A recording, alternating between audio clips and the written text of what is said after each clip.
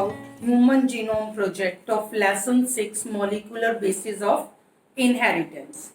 Students, ਨਾਮ ਤੋਂ ਹੀ ਪਤਾ ਚੱਲ ਰਿਹਾ ਹੈਗਾ ਆ ਕਿ ਇਸ ਵਿੱਚ ਅਸੀਂ ਹਿਊਮਨ ਬੀਇੰਗਸ ਦੇ ਟੋਟਲ ਜੈਨੇਟਿਕ ਮਟੀਰੀਅਲ ਪਰ ਸੈੱਲ ਜਿਹੜਾ ਪ੍ਰੈਜ਼ੈਂਟ ਹੁੰਦਾ ਆ ਉਸ ਨੂੰ ਜੀਨੋਮ ਕਹਿੰਦੇ ਆ। ਅਸੀਂ ਉਸ ਦੇ ਸੀਕੁਐਂਸਿੰਗ ਬਾਰੇ ਇਸ ਟੌਪਿਕ ਦੇ ਵਿੱਚ ਡਿਸਕਸ ਕਰਾਂਗੇ। ਸਟੂਡੈਂਟਸ, ਜਿਹੜਾ ਹਿਊਮਨ ਜੀਨੋਮ ਪ੍ਰੋਜੈਕਟ ਹੈ HGP, ਇਹ 1990 ਦੇ ਵਿੱਚ ਸਟਾਰਟ ਹੋਇਆ ਸੀਗਾ ਔਰ ਇਸ ਨੂੰ ਮੈਗਾ ਪ੍ਰੋਜੈਕਟ ਕਿਹਾ ਜਾਂਦਾ ਹੈ।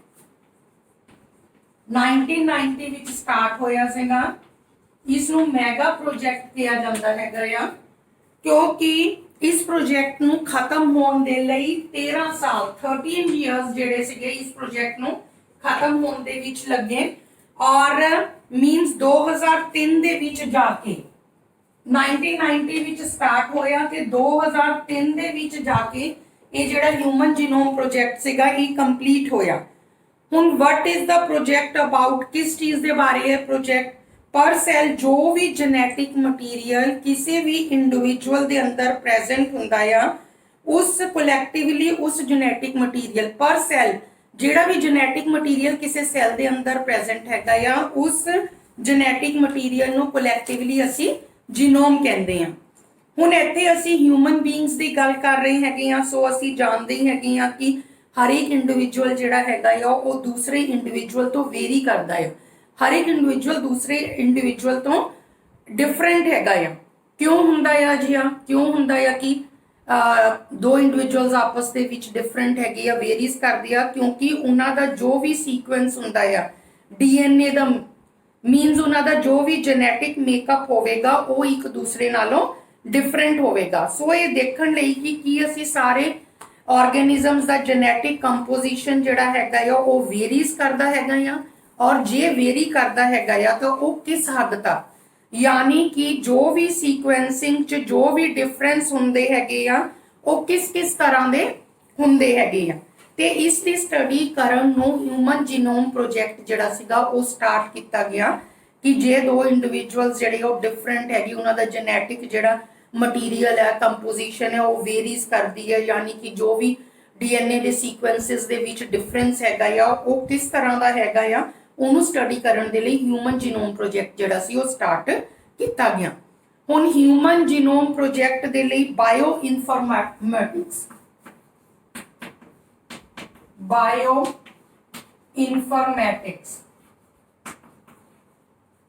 ਹਿਊਮਨ ਜੀਨੋਮ ਪ੍ਰੋਜੈਕਟ ਨੂੰ ਦੇ ਲਈ ਬਾਇਓ ਇਨਫੋਰਮੈਟਿਕਸ ਜਿਹੜੀ ਕਿ ਇੱਕ ਬਾਇਓਲੋਜੀ ਦੀ ਬ੍ਰਾਂਚ ਹੈਗੀ ਆ ਉਹਦੀ ਮਦਦ ਲਈ ਗਈ। ਹੁਣ ਜੈਨੇਟਿਕ ਇੰਜੀਨੀਅਰਿੰਗ ਜਿਹੜੀ ਹੈਗੀ ਆ ਉਹ ਇੰਨੀ ਜ਼ਿਆਦਾ ਡਿਵੈਲਪ ਹੋ ਚੁੱਕੀ ਹੈ, ਬਹੁਤ ਈਜ਼ੀ ਹੋ ਗਿਆ ਆ ਕਿਸੇ ਵੀ ਸੈੱਲ ਦੇ ਵਿੱਚੋਂ DNA ਨੂੰ ਆਈਸੋਲੇਟ ਕਰਨਾ ਜਾਂ ਕਿਸੇ ਵੀ DNA ਦੀ ਮਲਟੀਪਲ ਕਾਪੀਜ਼ ਬਣਾਉਣਾ, ਉਸਨੂੰ ਕਲੋਨਿੰਗ ਕਰਨਾ ਕਹਿੰਦੇ ਆ।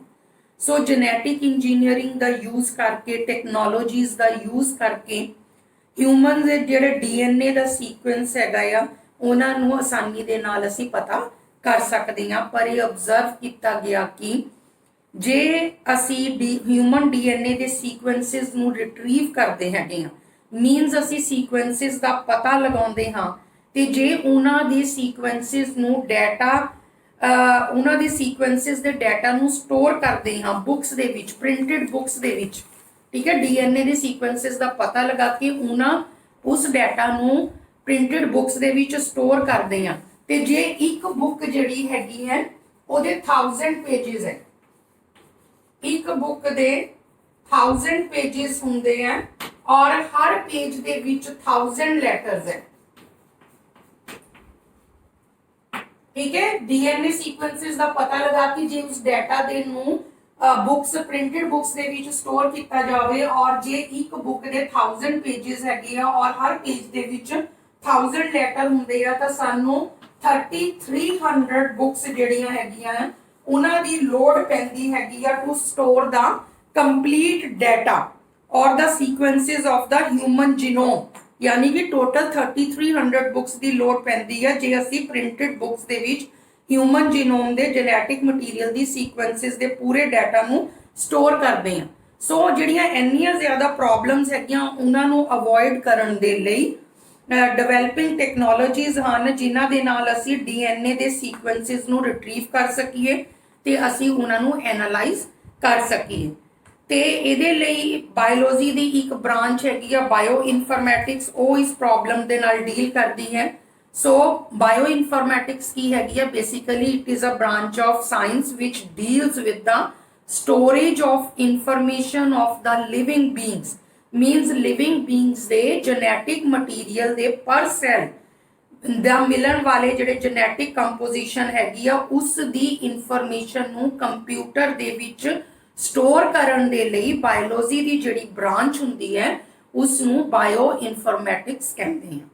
ਸੋ ਬਾਇਓ ਇਨਫੋਰਮੈਟਿਕਸ ਦੇ ਨਾਲ ਸਾਨੂੰ ਬਹੁਤ ਹੈਲਪ ਮਿਲੀ ਹੈ ਕਿ ਕੋਈ ਜਿੰਨੀ ਵੀ ਹਿਊਮਨ ਜੀਨੋਮ ਦੀ ਜੋ ਵੀ ਇਨਫੋਰਮੇਸ਼ਨ ਹੈਗੀ ਆ ਉਹਨੂੰ ਕੰਪਿਊਟਰ ਦੇ ਵਿੱਚ ਸਟੋਰ ਕਰਨਾ। ਸੋ ਉਸ ਤੋਂ ਬਾਅਦ ਸਟੂਡੈਂਟਸ ਅਸੀਂ ਡਿਸਕਸ ਕਰਾਂਗੇ goals of human genome, goals of human genome project.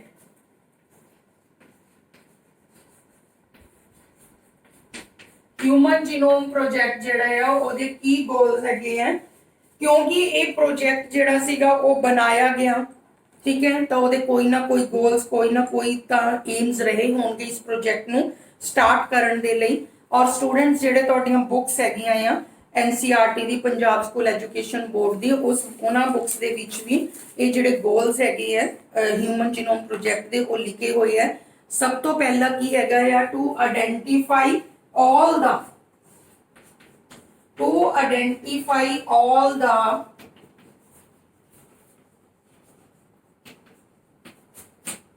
approximately 20,000 to 25,000 genes in human DNA। पहला गोल की सीगा कि 20,000 to 25 genes ਜਿਹੜੀਆਂ ਹਿਊਮਨ ਡੀਐਨਏ ਦੇ ਵਿੱਚ ਪ੍ਰੈਜ਼ੈਂਟ ਹੈਗੀਆਂ ਆ ਉਹਨਾਂ ਨੂੰ ਆਇਡੈਂਟੀਫਾਈ ਕਰਨਾ। Second goal to determine the sequence, to determine the sequence of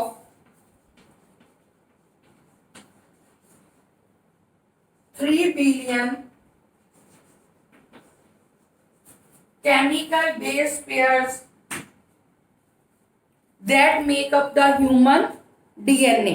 first सीगा कि जिन्ने भी ह्यूमन डीएनए ਦੇ ਵਿੱਚ 20,000 to 25 approximately 20,000 to 25,000 ਜਿਹੜੇ ਜੀਨਸ ਹੈਗੀਆਂ ਆ ਉਹਨਾਂ ਨੂੰ ਆਇਡੈਂਟੀਫਾਈ ਕਰਨਾ। ਫਿਰ ਸੈਕੰਡ ਗੋਲ ਸੀਗਾ ਕਿ to determine the sequence of the 3 billion chemical base pairs that make up the human DNA। Third सीगा to store this information in database।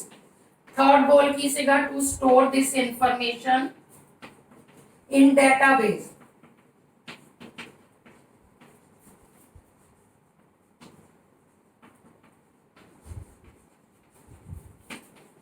Third सीगा कि डेटाबेस ਦੇ ਵਿੱਚ ਇਸ ਇਨਫੋਰਮੇਸ਼ਨ ਨੂੰ ਸਟੋਰ ਕਰਨਾ। ਹੁਣ ਸਟੂਡੈਂਟਸ ਡੇਟਾਬੇਸ ਦਾ ਮਤਲਬ ਕੀ ਹੈ ਕਿ ਜਦੋਂ ਵੀ ਅਸੀਂ ਕੰਪਿਊਟਰ ਦੀ ਆਨਲਾਈਨ ਇਨਫੋਰਮੇਸ਼ਨ ਨੂੰ ਸਟੋਰ ਕਰਦੇ ਹਾਂ ਤਾਂ ਇੱਕ ਡੇਟਾਬੇਸ ਹੁੰਦਾ ਹੈ ਜਿਹਦੇ ਵਿੱਚ ਸਾਰੀ ਇਨਫੋਰਮੇਸ਼ਨ ਜਿਹੜੀ ਆ ਉਹਨੂੰ ਸਟੋਰ ਕੀਤਾ ਜਾਂਦਾ ਹੈ। ਫੋਰਥ ਗੋਲ ਕੀ ਸੀਗਾ ਕਿ to improve tools for data analysis, to improve tools for data analysis. Data analysis ਦੇ ਲਈ ਜਿਹੜੇ ਟੂਲਸ ਹੈਗੇ ਆ ਉਹਨਾਂ ਟੂਲਸ ਨੂੰ ਇੰਪਰੂਵ ਕੀਤਾ ਜਾਵੇ। And fifth one is transfer related technologies to other sector such as industries.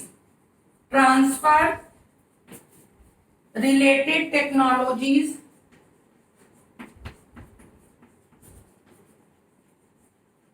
to other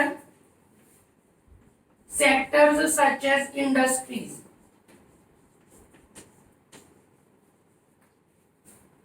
कि जे सानू ह्यूमन्स दे डीएनए ਦਾ ਸੀਕੁਐਂਸ ਪਤਾ ਲੱਗ ਜਾਂਦਾ ਆ ਤਾਂ ਅਸੀਂ ਇਹਦੇ ਤੋਂ ਕਾਫੀ ਹੈਲਪ ਲੈ ਸਕਦੇ ਹਾਂ।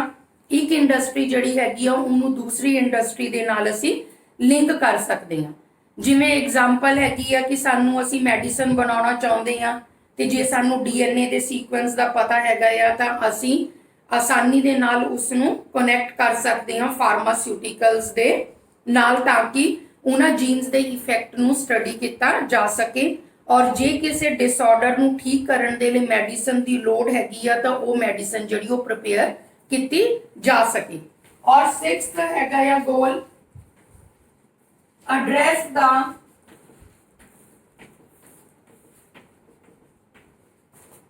ethical, legal and social issues। 6th goal हैगा या address the ethical, legal and social issues ELSI that may arise from the project। इस प्रोजेक्ट ਨੂੰ ਕਰਨ ਦੇ ਦੌਰਾਨ ਜਿਹੜੇ ਵੀ ਐਥੀਕਲ ਲੀਗਲ ਤੇ ਸੋਸ਼ਲ ਇਸ਼ੂਜ਼ ਹੈਗੇ ਆ ਉਹਨਾਂ ਇਸ਼ੂਜ਼ ਦੇ ਨਾਲ ਜਿਹੜਾ ਹੈਗਾ ਆ ਉਹ ਨਿਪਟਿਆ ਜਾਵੇ, ਡੀਲ ਕੀਤਾ ਜਾਵੇ। ਕਈ ਵਾਰ ਅਜਿਹਾ ਹੁੰਦਾ ਆ ਕਿ ਹਿਊਮਨ ਬੀਇੰਗਸ ਜਿਹੜੇ ਉਹ ਦੂਜੇ ਹਿਊਮਨ ਬੀਇੰਗਸ ਦੇ ਉੱਪਰ ਐਕਸਪੈਰੀਮੈਂਟ ਕਰਨ ਤੋਂ ਮਨਾ ਕਰਦੇ ਆ। ਸੋ ਐਥੀਕਲ ਲੀਗਲ ਸੋਸ਼ਲ ਇਸ਼ੂਜ਼ ਨੂੰ ਧਿਆਨ ਵਿੱਚ ਰੱਖਣਾ ਹੁੰਦਾ ਹੈਗਾ ਆ ਜੋ ਵੀ ਇਸ਼ੂਜ਼ ਜਿਹੜੇ ਆ ਇਸ ਪ੍ਰੋਜੈਕਟ ਦੇ ਦੌਰਾਨ ਜਿਹੜੇ ਹੈਗੇ ਆ ਉਹ ਅਰਾਈਜ਼ ਹੋ ਸਕਦੇ ਹੈਗੇ ਆ। So students ਇਹ ਤਾਂ ਸੀਗਾ about the goals of human genome project। ਹੁਣ ਇਸ ਤੋਂ ਬਾਅਦ ਅਸੀਂ ਡਿਸਕਸ ਕਰਾਂਗੇ importance of human genome project। human genome project ਜਿਹੜਾ ਹੈਗਾ ਆ ਉਹਦੀ ਕੀ ਇੰਪੋਰਟੈਂਸ ਹੈਗੀ ਹੈ। ਸਟੂਡੈਂਟਸ ਹਿਊਮਨ ਜੀਨੋਮ ਪ੍ਰੋਜੈਕਟ ਨੂੰ ਕਿਸੇ ਵੀ ਜੀਨ ਦੀ ਐਕਟੀਵਿਟੀ ਜਾਂ ਫੰਕਸ਼ਨ ਨੂੰ ਸਟੱਡੀ ਕਰਨ ਦੇ ਲਈ ਇਹਦੀ ਹੈਲਪ ਲਈ ਜਾਂਦੀ ਹੈਗੀ ਹੈ। ठीक है, फर्स्ट इंपॉर्टेंस ये हो गई टू स्टडी द एक्टिविटी और फंक्शंस ऑफ जीन्स।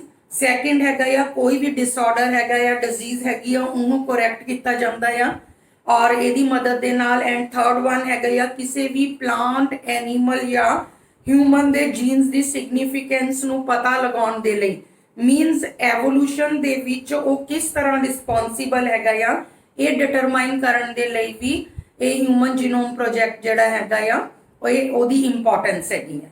ਹੁਣ ਸਟੂਡੈਂਟਸ ਹਿਊਮਨ ਜੀਨੋਮ ਪ੍ਰੋਜੈਕਟ ਦੇ ਵਿੱਚ ਅਸੀਂ ਸਿਰਫ ਹਿਊਮਨਸ ਜਿਹੜੇ ਹੈਗੇ ਆ ਉਹਨਾਂ ਦੀ ਹੀ ਨਹੀਂ ਗੱਲ ਕਰਦੇ ਹੈਗੇ ਆ। ਤੁਹਾਡੀਆਂ ਬੁੱਕਸ ਦੇ ਵਿੱਚ ਵੀ ਮੈਂਸ਼ਨ ਹੈਗਾ ਆ ਪਲਾਂਟਸ ਔਰ ਐਨੀਮਲਸ ਦੇ ਵਿੱਚ ਵੀ ਇਹਦਾ ਯੂਜ਼ ਕੀਤਾ ਜਾਂਦਾ ਹੈਗਾ ਆ ਡੀਐਨਏ ਦਾ ਸੀਕੁਐਂਸ ਪਤਾ ਲਗਾਉਣ ਦੇ ਲਈ ਪਲਾਂਟਸ ਐਂਡ ਐਨੀਮਲਸ ਦੇ ਵਿੱਚ। ਜਿਵੇਂ ਤੁਹਾਡੀ ਬੁੱਕਸ ਦੇ ਵਿੱਚ ਹੈਗਾ ਆ ਫਰੂਟ ਫਲਾਈ, ਡਰੋਸੋਫਿਲਾ,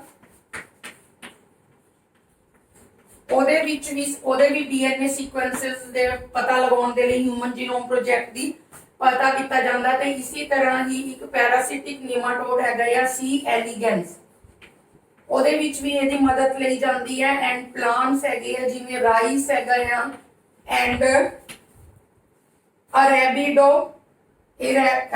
ਅਰੇਬੀਡੋਪਸਿਸ, ਰਾਈਸ ਐਂਡ ਅਰੇਬੀਡੋਪਸਿਸ ਇਹਨਾਂ ਦੇ ਵਿੱਚ ਵੀ ਹਿਊਮਨ ਜੀਨੋਮ ਪ੍ਰੋਜੈਕਟ ਜਿਹੜਾ ਹੈਗਾ ਆ ਸਿਰਫ ਉਹਦਾ ਯੂਜ਼ ਹਿਊਮਨਸ ਦੇ ਵਿੱਚ ਹੀ ਨਹੀਂ ਕੀਤਾ ਜਾਂਦਾ। ਪਲਾਂਟਸ ਐਂਡ ਐਨੀਮਲਸ ਜਿਹੜੇ ਆ ਜਿਵੇਂ ਡਰੋਸੋਫਿਲਾ ਹੋ ਗਿਆ, ਰਾਈਸ ਹੋ ਗਿਆ, ਸੀ ਐਲੀਗੈਂਸ ਹੋ ਗਿਆ, ਇਹਨਾਂ ਦੇ ਵਿੱਚ ਵੀ ਇਹਦੀ ਮਦਦ ਲਈ ਜਾਂਦੀ ਹੈ। ਉਸ ਤੋਂ ਬਾਅਦ ਸਟੂਡੈਂਟਸ ਅਸੀਂ ਨੈਕਸਟ ਟੌਪਿਕ ਡਿਸਕਸ ਕਰਦੇ ਹੈਗੇ ਆ ਮੈਥੋਡੋਲੋਜੀਜ਼।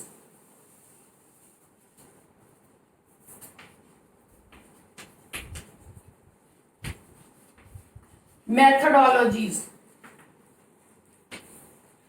ਉਹ ਕਿਹੜੀ ਅਪਰੋਚ ਹੈਗੀ ਆ ਜਿਹਦਾ ਯੂਜ਼ ਕਰਕੇ ਹਿਊਮਨ ਜੀਨੋਮ ਪ੍ਰੋਜੈਕਟ ਨੂੰ ਇੱਕ ਫਾਈਨਲ ਕਨਕਲੂਜਨ ਦਿੱਤਾ ਗਿਆ। ਦੋ ਅਪਰੋਚਸ ਅਸੀਂ ਡਿਸਕਸ ਕਰਾਂਗੇ। First one is ਐਕਸਪ੍ਰੈਸਡ sequence tags, expressed sequence tags ESTS, and second one is sequence annotation।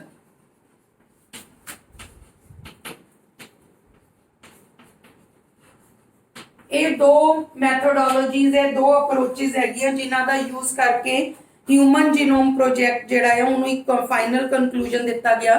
ਪਹਿਲਾਂ ਅਸੀਂ ਡਿਸਕਸ ਕਰਾਂਗੇ ESTs, expressed sequence tags। ਇਹਦੇ ਵਿੱਚ ਕੀ ਕੀਤਾ ਜਾਂਦਾ ਹੈ ਆਇਡੈਂਟੀਫਾਈਂਗ all the genes that are expressed as RNA। ਠੀਕ ਹੈ, ਸਾਰੇ ਜੀਨਸ ਨੂੰ ਆਇਡੈਂਟੀਫਾਈ ਕਰਨਾ ਜਿਹੜੇ RNA ਦੇ ਰੂਪ ਵਿੱਚ ਆਪਣੇ ਆਪ ਨੂੰ ਐਕਸਪ੍ਰੈਸ ਕਰਦੀਆਂ ਹੈਗੀਆਂ ਆ। ਠੀਕ ਹੈ, ਸੋ ਆਇਡੈਂਟੀਫਾਈਂਗ all the genes that are expressed as RNA ਉਹਨਾਂ ਨੂੰ ਕਿਹਾ ਜਾਂਦਾ ਹੈ expressed sequence tags। and second one is sequence annotation। ਇਹਦੇ ਵਿੱਚ ਕੀ ਹੁੰਦਾ ਹੈ ਕਿ sequencing the whole set of genome that contained all the coding and non coding sequences, ਚਾਹੇ ਕੋਡਿੰਗ ਹੈ ਚਾਹੇ ਨॉन ਕੋਡਿੰਗ ਹੈ, ਦੋਨਾਂ ਹੀ ਤਰ੍ਹਾਂ ਦੇ ਸੀਕੁਐਂਸਿਸ ਨੂੰ ਆਇਡੈਂਟੀਫਾਈ ਕੀਤਾ ਜਾਂਦਾ ਹੈ। ਸੋ ਸੀਕੁਐਂਸ ਐਨੋਟੇਸ਼ਨ ਦੀ ਕੀ ਰਿਪਰੈਜ਼ੈਂਟ ਕਰਦਾ ਹੈਗਾ ਆ, ਇਹਦੇ ਵਿੱਚ ਕੀ ਹੁੰਦਾ ਕਿ ਟੋਟਲ ਡੀਐਨਏ ਨੂੰ ਸੈੱਲ ਦੇ ਵਿੱਚੋਂ ਆਈਸੋਲੇਟ ਕੀਤਾ ਜਾਂਦਾ ਆ। ਠੀਕ ਹੈ, ਸੈੱਲ ਦੇ ਵਿੱਚੋਂ ਜਿੰਨਾ ਟੋਟਲ ਡੀਐਨਏ ਆ ਉਹਨੂੰ ਆਈਸੋਲੇਟ ਕੀਤਾ ਜਾਂਦਾ ਆ, ਫਿਰ ਉਹਨੂੰ ਫਰੈਗਮੈਂਟਸ ਦੇ ਵਿੱਚ ਤੋੜਿਆ ਜਾਂਦਾ ਆ। ਠੀਕ ਹੈ, ਫਿਰ ਚਾਹੇ उसका चाहे कोडिंग सीक्वेंस होवे चाहे नॉन कोडिंग सीक्वेंस होवे उन्होंने आइडेंटिफाई किया जाता है। It means to identify both the coding and non coding sequences. ठीक है, सैल दे विचों टोटल डीएनए ਨੂੰ आइसोलेट किया जाता है, फिर उन्होंने फ्रैगमेंट्स विच तोड़िया जाता है, फिर ਉਹਦਾ चाहे कोडिंग सीक्वेंस है चाहे नॉन कोडिंग सीक्वेंस है उन्होंने आइडेंटिफाई किया जाता है।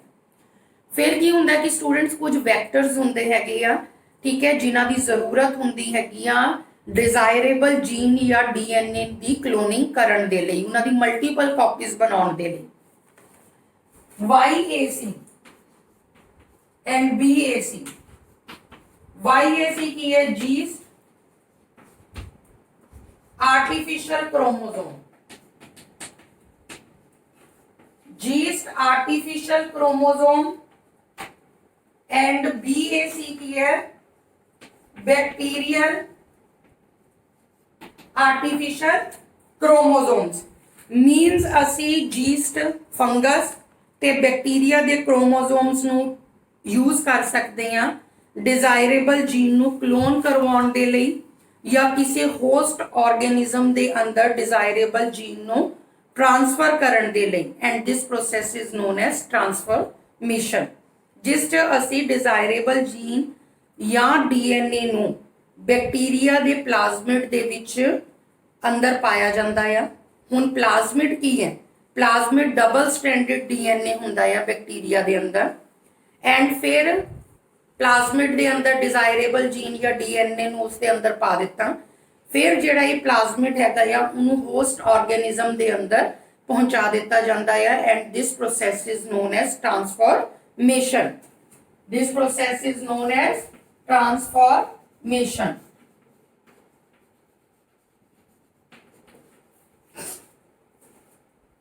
सो इन्हां टेक्निक्स इन्हां अप्रोचेस का यूज करके ह्यूमन दे जीनोम जिहड़ा हैगा या उन्होंने सीक्वेंस किया गया। हुण स्टूडेंट्स तुहाडियां बुक्स दे विच एक होर साइंटिस्ट का नेम मैंशन किया होया हैगा या, उस साइंटिस्ट का नाम है फ्रेडरिक सेंगर। फ्रेडरिक सेंगर एक साइंटिस्ट सीगा, उन्हें भी बायो इनफॉर्मेटिक्स दे विच अपना काफ़ी कंट्रीब्यूशन की, अपना योगदान पाया। ठीक है, वह बहुत इंपॉर्टेंट रोल उन्हें दिखाया कि बायो इनफॉर्मेटिक्स दे विच कि जिन्नी भी इनफॉर्मेशन हैगी आ उन्होंने स्टोर किया गया। हुण स्टूडेंट्स एक है कि chromosome number 1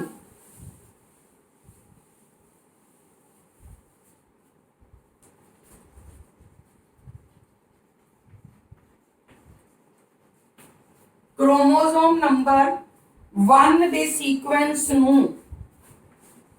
May 2006 they which complete किया गया। क्रोमोसोम नंबर 1 दे सीक्वेंस नू मई 2006 दे विच कंप्लीट किया गया, कंप्लीटली आइडेंटिफाई किया गया, और this was the last of all the 24 pair of chromosomes. Human they which 24 pair of chromosomes होंदे, उन्हां दे विच 22 जड़े होंदे ऑटोसोम्स होंदे हैगे आ, ते 2 सैक्स क्रोमोसोम्स होंदे आ एक्स एंड वाई। उस तो बाद स्टूडेंट्स असी नेक्स्ट टॉपिक डिस्कस करांगे salient features of human genome project.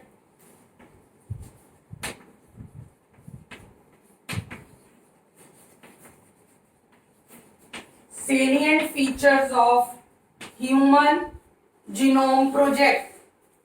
Why we did, क्यों ये वाला ह्यूमन जीनोम प्रोजेक्ट जेड़ा वो किया गया, so that we can identify the genes, nucleotides and to identify their functions की वो प्रोटीन दे लिए कोड करते हैं या नहीं। ਹੁਣ स्टूडेंट्स ये भी ਤੁਹਾਡੇ ਸੇਲੀਅੰਟ ਫੀਚਰਸ ਜਿਹੜੇ ਹਿਊਮਨ ਜੀਨੋਮ ਪ੍ਰੋਜੈਕਟ ਦੇ ਤੁਹਾਡੀਆਂ ਬੁੱਕਸ ਦੇ ਵਿੱਚ ਮੈਂਸ਼ਨ ਕੀਤੇ ਹੋਏ ਹੈ। ਫਰਸਟ ਹੈਗਾ ਆ ਇਹਦਾ ਫੀਚਰ ਕਿ ਦ human genome contains 3164.7 million nucleotide bases। Human genome project ਜਿਹੜਾ ਹੈਗਾ ਹੈ ਉਹਦੇ ਵਿੱਚ ਹਿਊਮਨ ਜੀਨੋਮ ਦੇ ਵਿੱਚ ਕਿੰਨੇ ਬੇਸਿਸ ਪ੍ਰੈਜ਼ੈਂਟ ਹੈਗੇ ਆ 3164.7 million bases. And second feature ਕੀ ਹੈਗਾ ਆ average genes has 3000 bases. Average genes ਦੇ ਵਿੱਚ 3000 ਬੇਸਿਸ ਹੈਗੇ ਆ but sizes vary greatly. Largest known human genome ਜਿਹੜਾ ਹੈਗਾ ਉਹ ਕਿਹੜਾ ਹੈਗਾ largest known human gene is dystrophin having 2.4 million bases।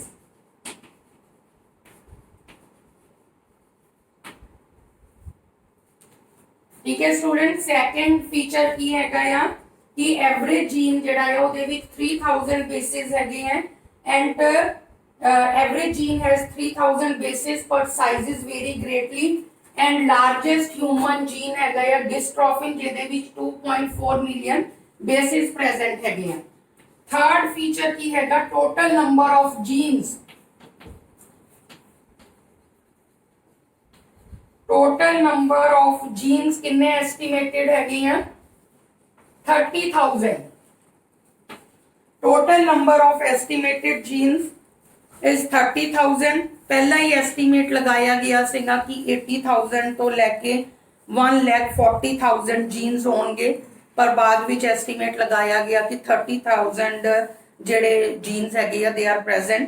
Almost जेडे ऑल न्यूक्लियोटाइड बेसिस हैगे आ they are exactly the same in all people. 99.9% जेडे न्यूक्लियोटाइड बेसिस हैगे आ they are exactly the same in all people. Fourth salient feature की हैगा या the function of 50% genes 50% genes जेडे हैगे आ उन्हां दा function unknown.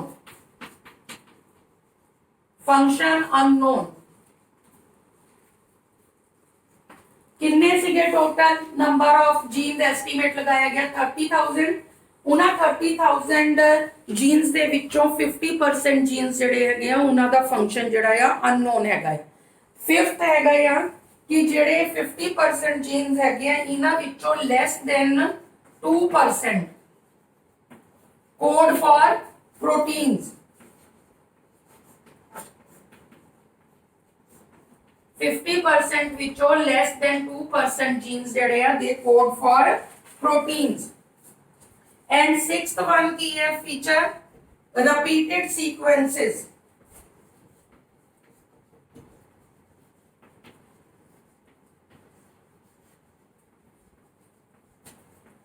Repeated sequences make up very large portion of human genome। Repeated sequences बार-बार repeat होए हैगे and they make up very large portion of human genome।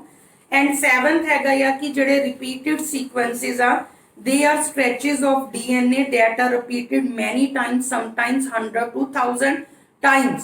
ठीक है, जेडे repeated sequences हैगे हैं एक ही है stretches of DNA sequence हैगे जेडे तकरीबन 100 तो 1000 टाइम्स जड़े हैगे 100 to 1000 टाइम्स वो सीक्वेंस बार-बार रिपीट होए हैगे। जिमें असी एग्जांपल ले लिए AAUUU AAAUUU मतलब इस तरह ही सीक्वेंसेस जड़े 100 to 1000 टाइम्स जड़े बार-बार रिपीट होए हैगे। एंड एट्थ फीचर हैगा है कि क्रोमोसोम नंबर 1। एट्थ फीचर की है कि जेड़ा क्रोमोसोम नंबर 1 हैगा या ओदे विच it has most genes 2968 genes। chromosome number 1 has most of the genes having 2968 genes ਤੇ ਜਿਹੜਾ Y chromosome ਹੁੰਦਾ ਇਹਦੇ ਵਿੱਚ ਸਭ ਤੋਂ ਘੱਟ genes ਹੁੰਦੀਆਂ present 231 जीन्स। ठीक है, वाई जीन वाई क्रोमोसोम जिहड़ा हैगा या इहदे विच सब तो घट जीन्स प्रेजेंट होंदियां 231। And ninth feature, ninth salient feature की हैगा, इंपॉर्टेंट है स्टूडेंट्स, SNP। SNP की है single nucleotide polymorphism, single nucleotide polymorphism.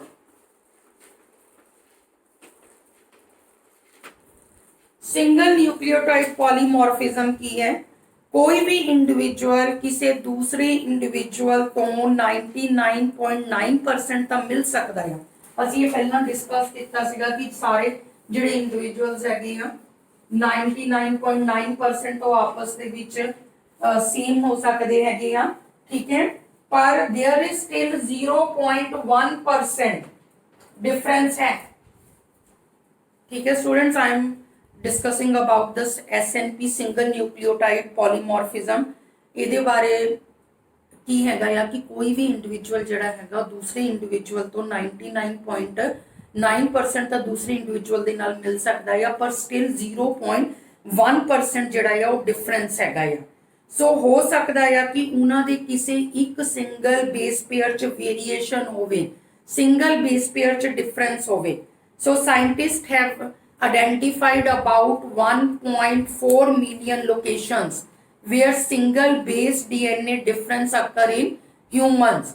ठीक है, हुण जिवें एक मैं तुहानूं इत्थे एग्जांपल दिंदी हां कि जिवें तीन इंडिविजुअल्स है ABC, तीन इंडिविजुअल्स है, इन्हां दा सीक्वेंस हैगा या ATCAGC न्यूक्लियोटाइड सीक्वेंस, B दा सीक्वेंस है ATCCGC एंड C दा सीक्वेंस है ATCGGC। हुण स्टूडेंट्स तुसीं ये देखो कि तीन इंडिविजुअल्स है A, B और C। ठीक है, ए दा सीक्वेंस है ATCAGC, बी दा सीक्वेंस है ATCGCGC एंड सी दा सीक्वेंस हैगा इंडिविजुअल दा ATCGGC। हुण तुसी देखो कि ये तीन बेस पेयर सेम है, इत्थे भी ही है, इत्थे भी सी दे विच भी है, और ये पिछले बेस पेयर्स भी तीनों इंडिविजुअल्स दे विच सेम है। डिफरेंस कित्थे है? इन्हां बेस पेयर्स दे विच सिंगल बेस पेयर च डिफरेंस होने दे नाल इंडिविजुअल्स जिहड़े हैगे आ वो वेरी करदे हैं। ठीक है, तुसीं वैसे भी देखिया ही होएगा कि जे असीं गल करिए कि तीन सिस्टर्स हैगियां आ तां वो भी आपस दे विच रिजेंबल नहीं करदियां हैगियां। ठीक है, ते ये एक सिंगल बेस पेयर दे विच डिफरेंस होने दे नाल जिहड़ा हैगा आ वो आपस दे विच जिहड़े हैगे आ दे आर डिफरेंट। ये सिंगल न्यूक्लियोटाइड पॉलीमॉर्फिज्म। हुण स्टूडेंट्स ये जिहड़ा सिंगल न्यूक्लियोटाइड पॉलीमॉर्फिज्म है इहदे बेनिफिट्स की हैगे आ कि पहला तो हैगा कि ह्यूमन दी हिस्टरी नूं ट्रेस किया जा सकता है सिंगल न्यूक्लियोटाइड पॉलीमॉर्फिज्म दे नाल। सैकेंड हैगा या कि जो डिजीज रिलेटेड क्रोमोसोम्स हैगे आ या जो क्रोमोसोमल लोकेशन हैगी आ फॉर डिजीज एसोसिएटेड सीक्वेंसिस दी उन्हां दा पता लगाया जा सकता है। SNPs दे टू बेनिफिट्स हैगे आ, ह्यूमन दी हिस्टरी नूं ट्रेस किया जा सकता है ते जो डिजीज रिलेटेड क्रोमोसोम्स हैगे आ, ठीक है, या जो क्रोमोसोमल लोकेशंस हैगियां या फॉर डिजीज एसोसिएटेड सीक्वेंसिस दी उन्हां दा भी पता लगाया जा सकता है। So students this is all about today's topic human genome project.